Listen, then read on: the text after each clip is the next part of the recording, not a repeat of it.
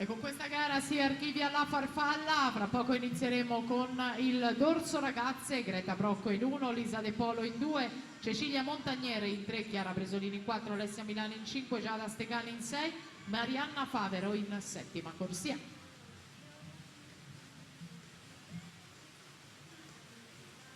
Passaggio al comando per Robert Zbogar, lo ricordiamo, ha partecipato con la nazionale slovena ai Giochi Olimpici di Londra 2012, in carriera è stato anche finalista ai campionati europei nella distanza doppia dei 200 farfalla.